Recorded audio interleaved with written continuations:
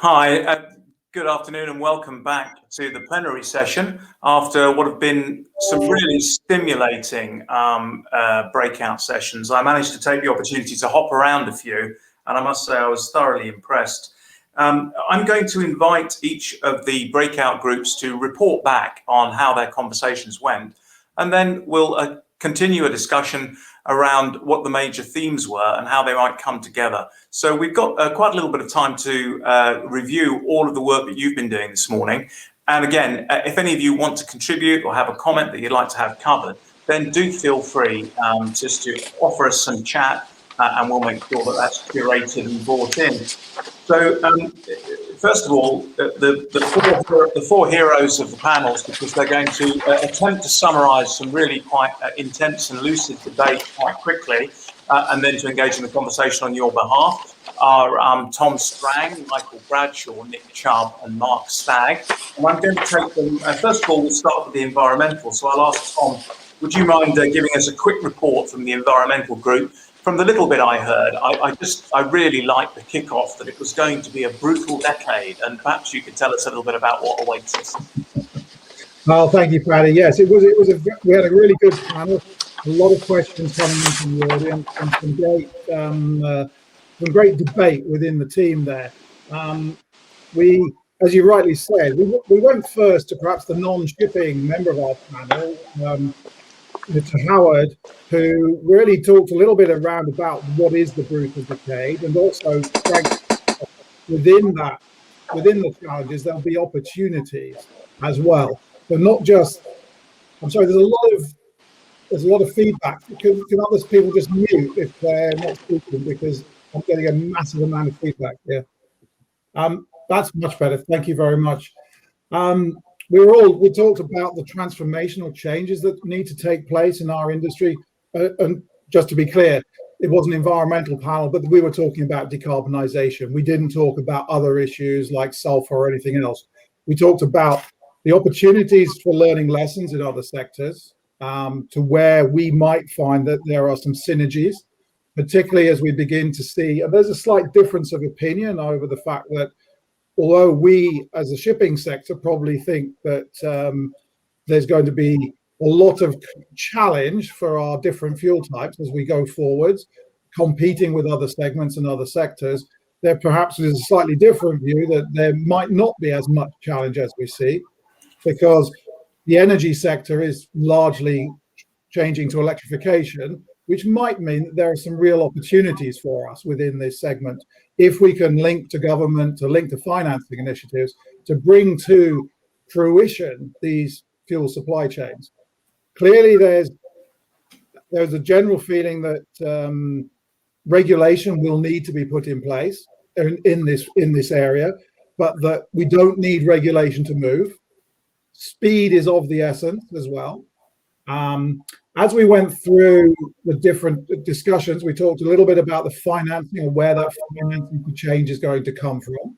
Is that going to come from traditional investors, or are we going to see new investors moving into these sectors and spaces very quickly?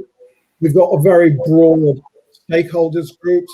Are we going to be able to leverage those relationships to bring financing in?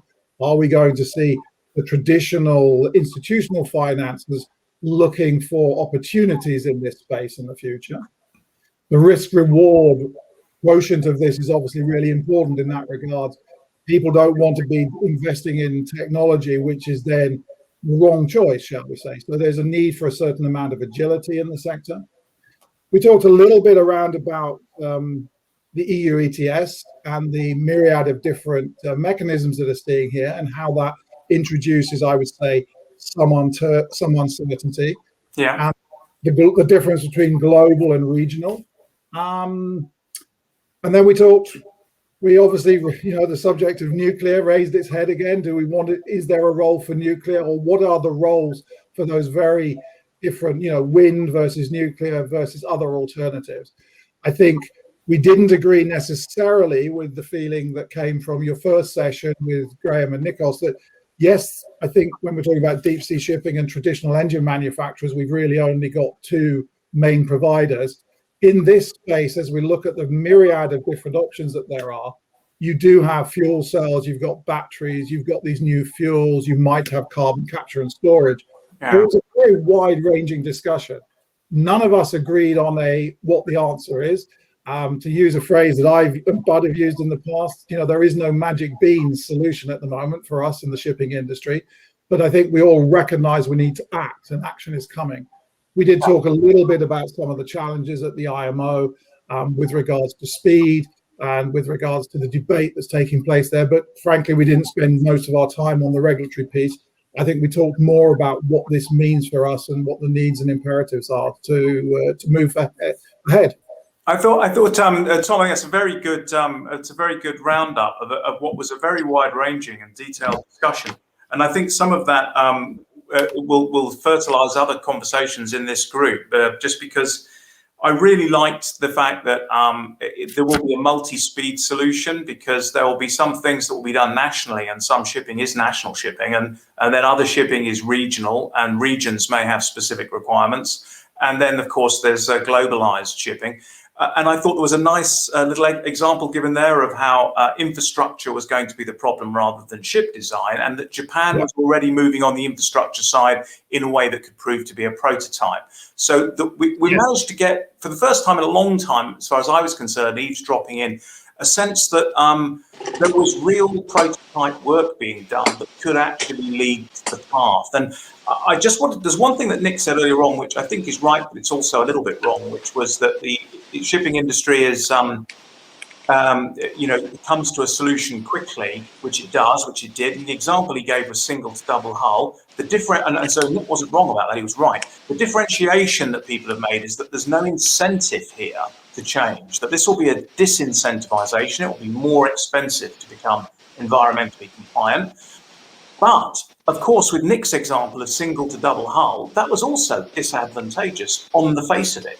The point when it tripped is when the customers said, I won't take a single hull ship.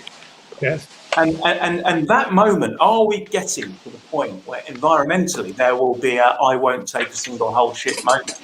And then all of a sudden, it is absolutely a race to get yourself out of carbon emission. It's a very good question, Paddy. And I don't think the panel came to a clear view on that. But I think what we're seeing, as you identified, where you see an alignment of the different stakeholders, and by that you see a national administration of government understanding that their energy needs are changing and they've got to look at a solution because they import all of their fuel, shall we say, and their energy is designed in a certain way. So the Japanese example, the Japanese companies, where you see those alignments, movement immediately happens. Graham alluded to the fact that they're working with the Japanese on that supply chain from Australia to Japan. So I think what we're seeing is that where there are almost economies of scale already beginning to build in some sectors. In others, we're still in that situation where nobody is quite sure what the answer is, because as the point was made in the past, the solution was the most economic, it was the best, it ticked all the boxes, you got a good return in your capital invested, you saw an immediate return. I think at the moment there's still a lot of challenges there. What we did identify though is that within the next decade, we've got to start moving. Yeah. There's clearly an imperative to move, whether that's being driven by the European Union and other regulators, whether that's coming through the IMO, whether that's coming from the financial institutions that are beginning to track how companies perform in their decarbonisation pathway and where they're prepared to invest in that infrastructure. But clearly, I think we all recognise that, as Howard mentioned, we're approaching. If we're not at a tipping point, we're very, very near. Yeah, and I thought that one of the other points that's quite important we might like to think about is this could be the moment when your company makes the decision that will guarantee its success or its failure. And if we don't get that sense of personal immediacy, then we haven't really understood the decade, the brutal decade. Yeah, and clearly, as Howard mentioned, based upon the experience he's had elsewhere, there will be winners and there will be losers. And unless you can, if you've got a lot of inertia to overcome within your organizations, then you need to find a mechanism to still remain agile in this particular space. Good. Well, thanks very much, Tom. That was a really good summary. And I'm going to move us on and we'll come back. Tom, you'll be involved later as we discuss further. But I mean, let's move on to the people section. And Mark, perhaps you can give us your report on people. Thanks so much, Paddy. So it was a really wide-ranging debate and really interesting. And we looked at current and new skills that we need to develop to equip the industry for tomorrow moving forwards. We also looked about within that, what's the diversification that's needed in terms of people and in terms of skills. We then discussed STCW and its whether it presents a challenge or not, and there was some interesting debate there. And the last part was the potential for digitalization to transform the way we manage our workforce and manage the development of workforce.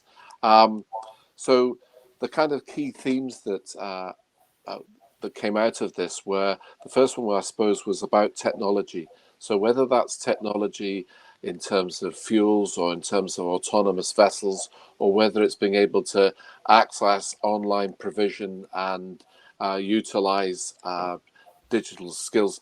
And it was also the threat that potentially comes with that, which was around, as we move into a more digitally connected environment, how secure is that environment and how skilled are our people at maintaining digital security or cyber security across what will be a global network that has the potential to control all of our trade.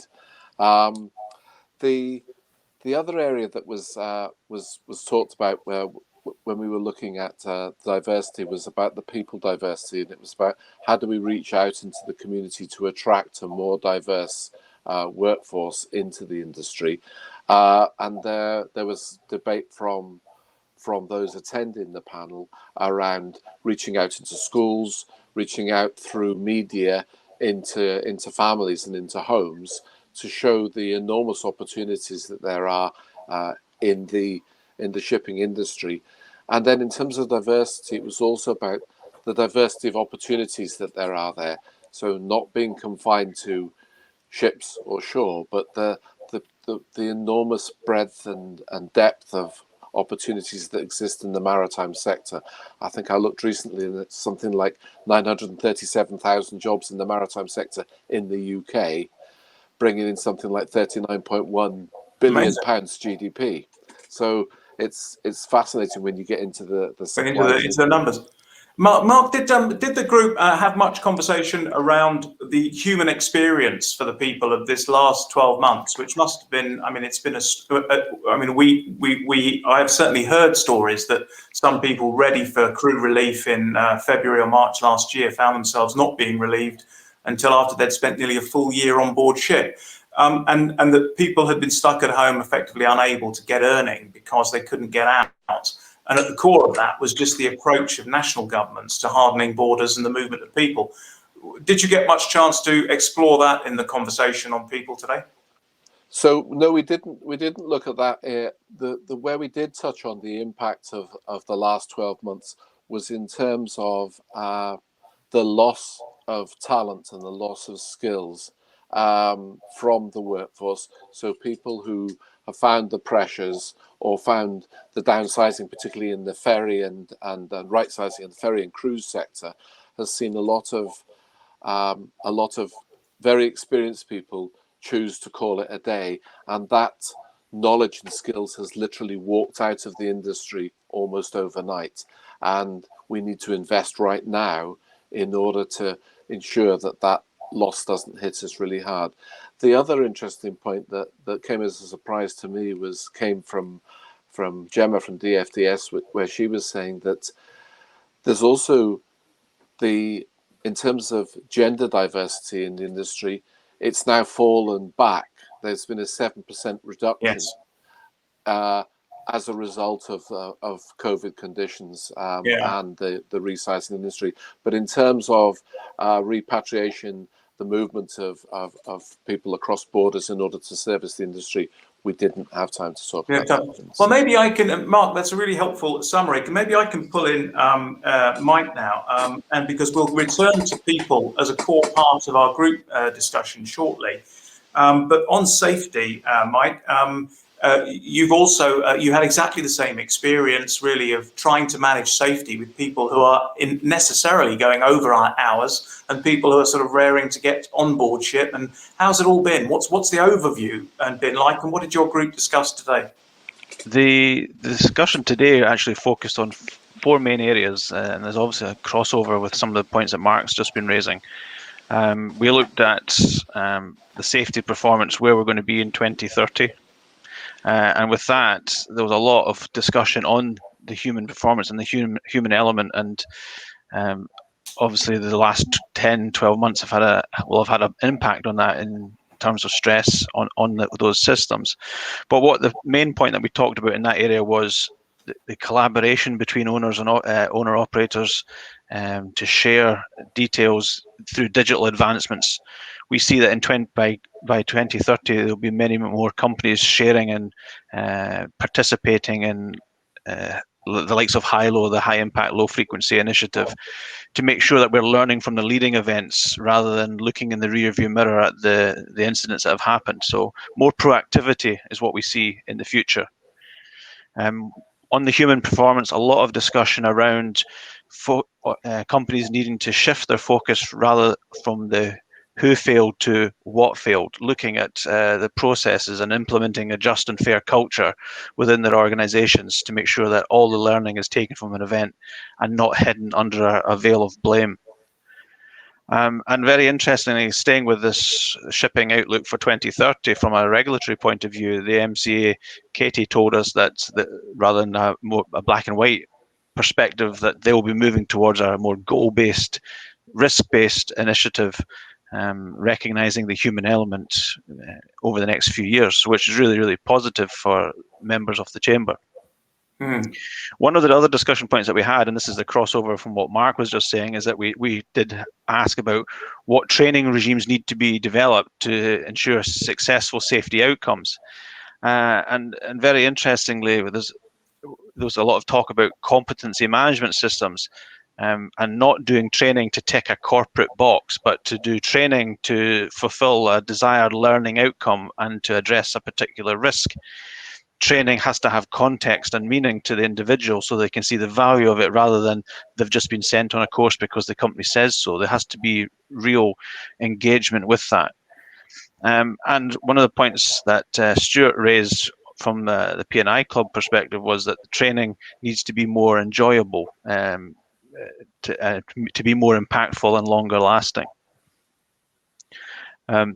Moving into, there's another question that was talked about, the balance of management and owning entities and the relationships, and we all agreed that owners and managers, whether that's internal managers or third-party managers, it needs to be a partnership, and it needs to be one supporting and empowering the other under a common shared sense of values and purpose. Well, I think that we know from a lot of the experience in human resources area and in human management that that people find critical elements to work that they need to find, the things that they need to find at work that are critical to them, and one of them is a degree of autonomy in their work, and one is the ability to master and exercise mastery over a subject matter or an area of skill, and the third is to feel that you're part of a business that serves a worthwhile purpose, and that you're part of an endeavor that's socially useful. Mark, you had your hand up. There was something that caught your eye in what Mike was saying. There was a couple of things. One thing was about the discussion about goal-based rather than, I suppose, rule-based. I think traditionally, whether we look at STCW or any other training regime that shipping has traditionally followed, is that it's tended to be rule-based rather than goal-based. And the risk there is that you run a risk of, instead of being competent, you become compliant. Yes. And as soon as you're compliant, you can draw a line in the sand. So when Brian spoke about the priorities for moving forward, it was about judging on capability, not on time.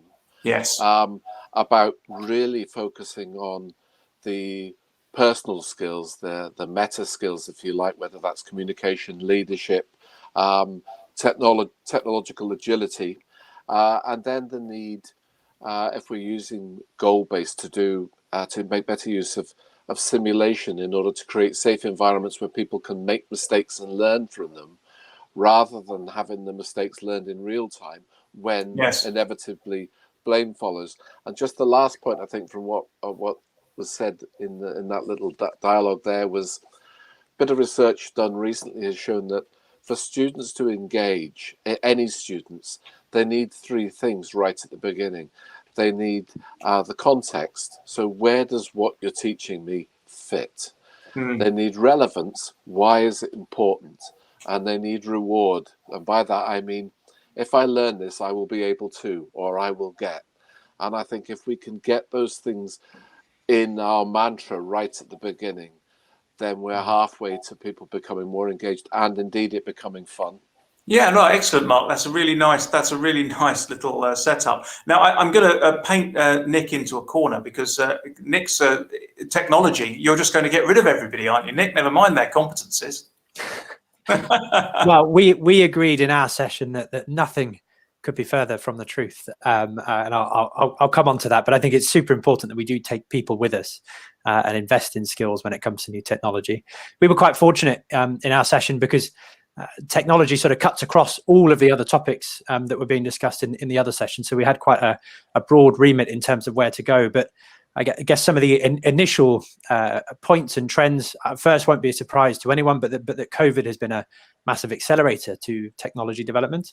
And we had a great example from Inmarsat that the average data stream from a ship has gone from 4 gig at the beginning of 2020 to 8 gig per day at the end of 2020. And that's all down to remote monitoring, crew welfare, remote surveying, all those sorts of things. But more generally, we see there is an approach being taken in the industry to become much more focused on use cases for technology rather than technology for technology's sake. Yeah. And some of those use cases that we uncovered in our session was firstly sort of tackling information overload for crews. There's just so much paperwork, so much admin, so much information coming at them that it's very difficult for them to deal with, and developing technology to help automate some of that. Obviously, operational efficiency and helping the industry to become much more both financially and environmentally efficient. And then tackling the huge problem of clean maritime. And really by that, we mean not just decarbonisation, but also looking at other pollutants that the industry causes and how we can use tech to mitigate that. And then lastly, on autonomy, that it really must have a use case. And we I think agreed between us that we don't really see yet in the UK shipping industry really clear use cases for vessel autonomy. So those are the kind of use cases we were looking at in terms of how to actually get there. We identified 4 things. The first is collaboration. We need to get much better at collaborating across the industry, and that's particularly between government, academia, and industry and startups. There's a lot of startups sort of coming into the sector now, but it's also across industries. And we talk about the environmental side and decarbonisation. The investment that's required goes well beyond the maritime industry. It's much more about energy infrastructure. Collaboration is actually very easy to talk about, but it's really hard to do, and it needs money behind it. And there's a real need for investment in new technologies. For example, we had an example that the last Mary UK funding call, there were £2 million of funds available, and £40 million of bids came in. So there's 20 times the investment required based on what the industry is asking for. The Clean Maritime Demonstrator for this year is 20 million. So we're halfway there. When we get good tech, we need to get much better at demonstrating what works and shouting about that as an industry. And Sarah Kenny from BMT and Maritime UK came up with the phrase of mutual inspiration across the industry, which I quite liked. And lastly, but most importantly, is people and skills, and making sure that we take people along on the journey with us and invest in making sure that everyone in the industry gets upskilled as new technology comes in. So to sum that up, it's use case, collaboration, financial investment, shouting about what works, and then investing in people, most importantly. Excellent. Well, thanks very much, Nick. That was very concise, and you covered a lot of ground and some very important areas. I think one of the things I've noticed, and I'd like to share with you and talk a little bit about, because I think it affects all of us, is just it's been quite interesting to watch how we've all become sort of viral experts. I think probably a year ago, if you'd stopped any of us and said, tell me the difference between a bacteria and a virus, you would have basically not been too sure. In fact, we've had an enormous year of science learning. We've also seen change behavior, how you change behavior and how you change management. And we've seen the importance of consistency of messaging in order to have effect. And we've all had the opportunity to see almost as many different approaches as there are countries on the planet. This is telling us something about how you affect change. What's so interesting, I think, for us to maybe reflect on now is what does this tell us about human beings' ability to work cooperatively and to understand future risk? Because this is, if we look at some of these pollution problems that we have, we're normally very good at things like oil spills because it's so immediate, obvious, and visible. But when we start to have risk where causation is dislocated from effect, it becomes much more difficult for us to understand. Do you think we've got to the point now where people are prepared and ready to take on some of these challenges around whether it's the human element or the risk management on board a ship, whether it's around pollution and the pathway to 2030? I mean, are we changing the mindset enough to be able to think about how we're going to do the human element? And I don't know who we should start with, really, but maybe Mark, if we started with you. But everybody has a view on this, and everybody, you don't have to be working in the people side of the business. But Mark, what's your view? Sorry, I was just in danger of invoking the most used phrase of the yeah. Although the most used phrase now is "I'm not a cat," I'm told. Oh, right.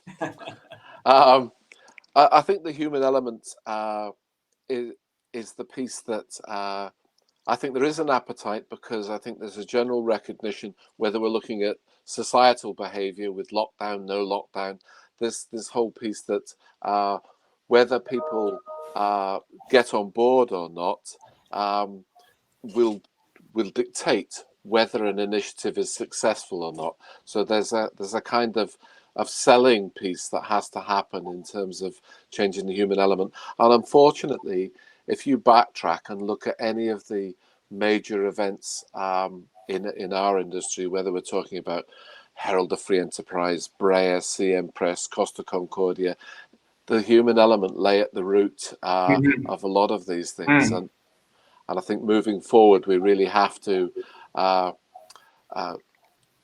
carry on to drive that. But I actually think the events of the last year have made people much more adaptable and much more open to discussion.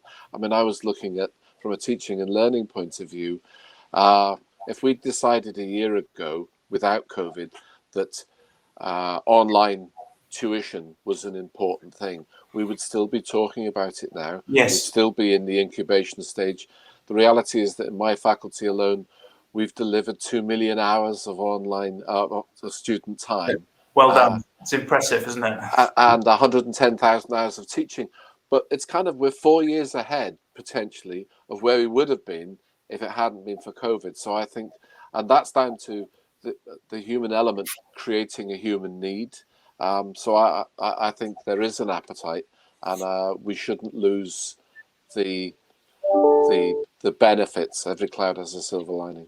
And Mark, you used the expression earlier on about compliance, and it may be sometimes we're too negative, and we want to talk about the people who aren't doing things rather than advertising the people who are. Because I don't know what your experience was, Tom, but my experience certainly was that it seemed to me that people were a remarkably high degree of compliance, and that was the real story of COVID, not the 150 people at a rave under a railway in Waterloo or whatever. I agree, and I think a long time ago, one of my mentors told me that the art of good management was catching people doing things right.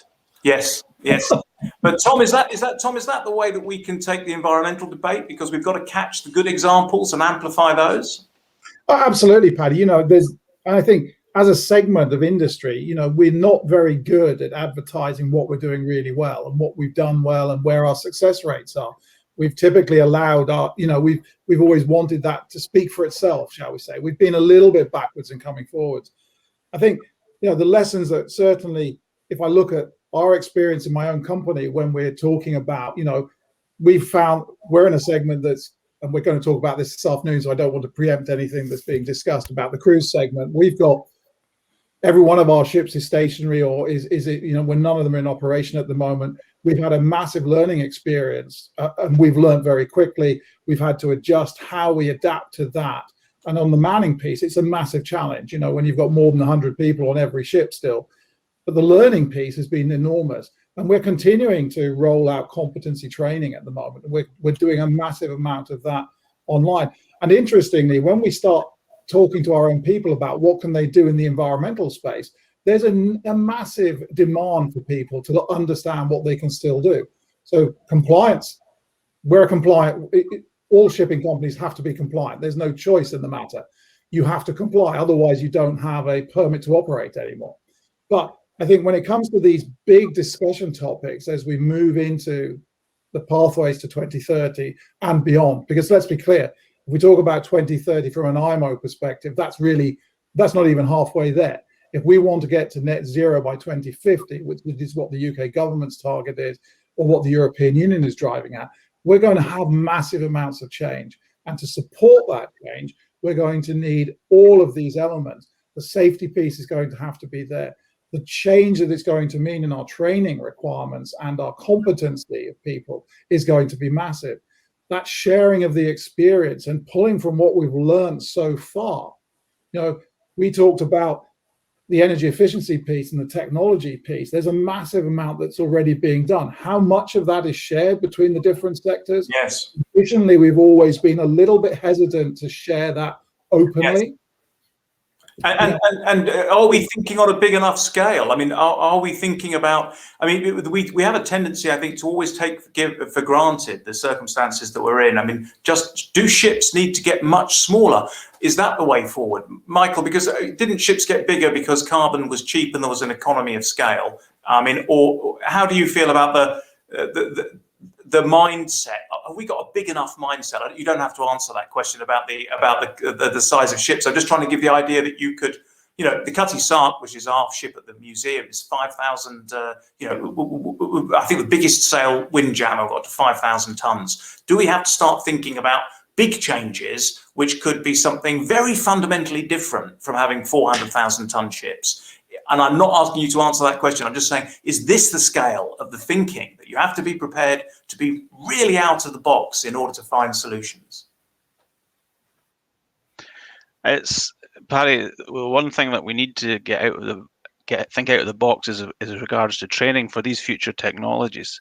We're in very much a chicken and egg situation right now with regards to training. Like LNG fuel, we're forever getting asked about, do you do training for your LNG bunkering?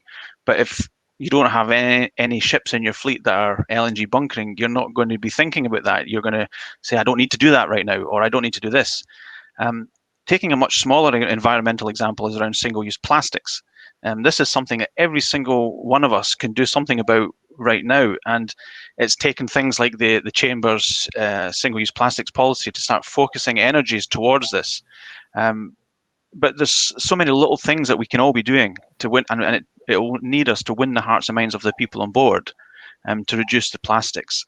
So it's a journey, and we're going to have to try and win the hearts and minds of everybody in our industry, the crew, the regulators, and the ship designers. We all need to start thinking about it now, more around the human element. And to get it into conversation right the way through an organisation. Yeah. Nick, your technological challenge is partly that it involves not just one or two people at the top of the industry. Absolutely. And I guess first, just to make a more general point about technology and how I see it, I see technology as an amplifier. So it's neither good or bad. It allows you to do things faster or cheaper or have more impact with less resources. And that could be enabling COVID compliance at scale across the world, which we're just about managing, or it could be inciting riots. There is, but the technology itself is not good or bad. And I think when it comes to things like human element, if you're operating a low trust environment and you throw technology on top of it, you'll amplify that lack of trust. Yeah. If you're operating a high trust environment and you throw technology on top of it, you'll amplify it. And I think the same thing goes for looking at pollution issues and decarbonisation. I think we can think big. We can look at these huge issues, but we need to get those fundamentals right before we try and throw technology on top of the fire. It's a fuel. It's not a spark. And I think that's really beautifully put, actually, Nick. It was really nicely put. And I think if we think about the patchwork quilt that Tom, the conversation that was going on in environment was talking about both regional, national, and global, and also we'll need every technology. It means that we need quite active and vigorous debate in which people aren't too negative about something that doesn't quite suit them. So that we do encourage a kind of really fecund and fruitful conversation in which people support one another in ideas. I mean, is that something that the shipping industry is good at? Is that something that we can achieve? Because we're often seen as being a bit chippy. Yeah, I think we can. It's challenging. I think we're getting better at it, Paddy. You'll remember the discussions you and I had across the chamber table around a certain technology which you didn't like very much, shall we say? But but I think we all recognise that different sectors have different challenges, and there will be different solutions. Of course, the difficulty that brings is that I'm a naval architect. As a technologist, I love the challenge to find those solutions. But is that then going to be the right or the best solution? That's a different discussion. I think the view that most of us are taking at the moment is the issues on board the ship are not going to be the technology issues on board the ship are not going to be where the difficulty lies. There's a massive piece around the human element, the training piece, but I'll just park that for the moment, not wanting to sound dismissive at all, because that is a massive challenge. But when we start to look at how can we link into, how can we make a pathway the most successful? What is it that's going to drive a transition? We hear a lot about ammonia. We've heard a lot about LNG. There's a lot about batteries. There's a lot about, but at the end of the day, that uncertainty factor is not easy for the financiers to understand. Yeah. What they're looking for is a simple solution. So I think one of the things that we've got to do better at is talk these through at those executive levels, at the lower levels, to make sure everybody understands that the target at the moment is the most important thing. If decarbonisation is the target, then I'm absolutely convinced we can find solutions to get there. Yeah. And that the solution that is for a small tug company or a dredger company may be different to a deep water, deep sea company. But if you can bring those companies together in where there are the commonalities, whether it's deep sea or short sea, then I think there's massive advantage. And that really is about conversations, but they've got to happen quickly. There's not that much time. Otherwise, we're going to see society moving elsewhere and perhaps regulating us, I won't say out of business, but in ways that could introduce perverse incentives. But Tom, so maybe for Mike and Mark, what Tom's just describing is if you had to have a workforce that was ready to sit somewhere between the technology and the multiple systems of propulsion that Tom and Nick have outlined for us, that workforce needs to be agile and resilient and needs to be possibly considerably better educated than it is today. And there has to stop being this run around the world to look for the cheapest person to chip rust off steel. I'll go I first. agree. On you go. I just want to really, in answering that question, I really want to reflect the comments that on the chat there from Joe Stokes. Is we can keep introducing new technologies, whether it's environmental or other, but we need to first build the capacity within our people to manage the change on board, or else we'll be looking at incidents and then wondering why we didn't act sooner. So in response to your question, I think we have to go at a pace that we can clear space for the seafarers to do it. It's about building quality training. And another comment that's coming on the chat is that we don't yet have the critical mass in these areas to really hit this problem hard. Mark, is that something that you see? Yeah, I agree entirely, and I think it's about also having a culture of continuous professional development. So when I was talking earlier on about compliance versus competence, I wasn't saying compliance is a bad thing. I was meaning that compliance is not necessarily competent. So you have the requisite ticket, you did the requisite course. That doesn't necessarily mean you know how to, or you still know how to carry on. So a very basic analogy, you get your a ticket for firefighting or lifeboat, and then you join the ship, and 10 minutes later there's an event, and when you get to the lifeboat, it's not the one you trained on. It's a different propulsion system, it's a different launching system, and at that moment your compliance and your competence part company. Yes. And I think given the broad context, this continuous professional development that's accessible all the time and potentially open source as well wherever possible in order to maintain our workforce, and then that backed up by an industry regulator academic symbiosis that says we're all about making sure that our people are the best people, and it's not about economies of scale, because in actual fact safe people and competent people are an economic benefit. Yes.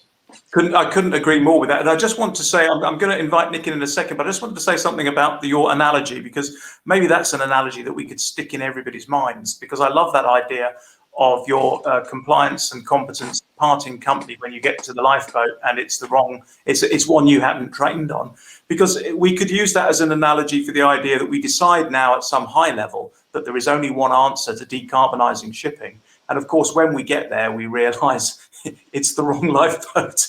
And so somehow having the competence and, to see through the initial incentive, because the risk is that we incentivize certain behaviours and that's the behaviour we get. Whereas we want people to look through the incentive to the fact that we've got an ultimate goal, which is sustainability. Nick, I interrupted. No, it's okay. Just thinking on Mark's point there around ensuring that you're competent using the right lifeboat. I think there's a huge role for simulation to play here in the industry, and I don't just mean a bridge simulator. I'm talking about simulating everything, and I think we're able to send astronauts into space fully qualified, fully competent, who've never been to space before, and that's because of the quality of simulation that exists in space programs. But there's a huge amount we could learn from that, and the cost of that technology is coming down all the time. And I'll make a final point, building on yours, Paddy, about the wrong lifeboat in a metaphorical sense. This is where I'll plant the flag for startups in the maritime industry. We're not very good at failing in our industry, I think, and quite rightly so. We shouldn't be, because we operate ships, and when things fail, they go wrong. But startups, are set up to fail fast, fail early, and fail cheaply. And I think that's, in my opinion, the best way to work out what the right lifeboat is at an early stage, and then build on that. Well, I mean, that's really, really interesting. And I think part of it, of course, we're stuck with some huge assets that everybody's frightened of stranding, which have huge sunk carbon cost in them. So they're quite difficult to work out how to be flexible around them. But maybe we can find micro models or simulations for them in smaller versions of shipping. Is that something, Tom, that you could imagine, that we might find cheap, low-cost opportunities to try things out on a national or regional scale? Yes, I think so. I think there is opportunity there. It's difficult, there's no two ways about it. As you rightly say, when you're a ship owner and you've got a major asset and you've got a pathway, as you begin to look at those new alternatives out there, but I do think there's opportunities there.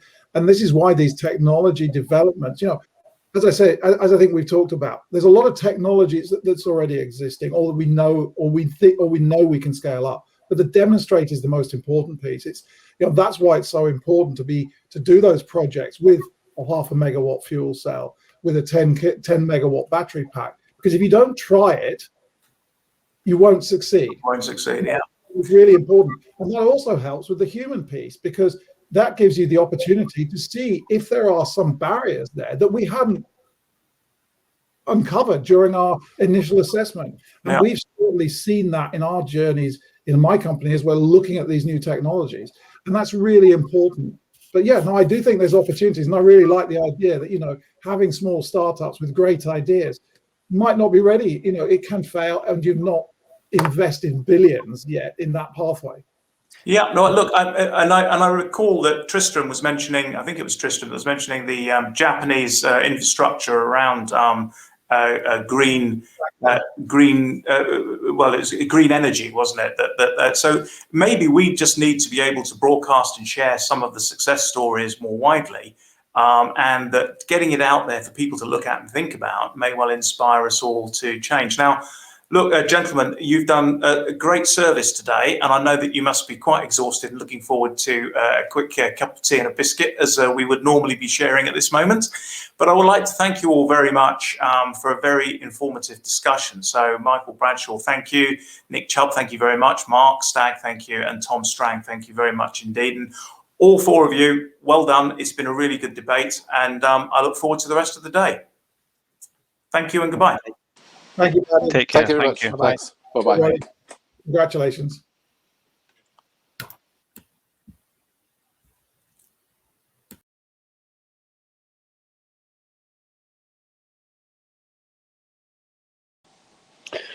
Well, I hope you've enjoyed that morning session. It's been fabulous quality, and very, very grateful to Paddy Rogers from National Maritime Museum, who'll be joining us later to wrap up the day right at the end. Big thanks to the sponsors who enabled those sessions to run: Fraser National, the Marine, V Group, and UK Ship Register. We're now moving towards lunch, so I'm going to cover a little bit of the admin for lunch and a little bit about the afternoon sessions, but I just wanted to take one theme away from this morning. One of the words that cropped up considerably was collaboration, and some of the panels were talking about how COVID has created an acceleration of technology and how that's been applied. I think we've all become experts in pandemics over the last year.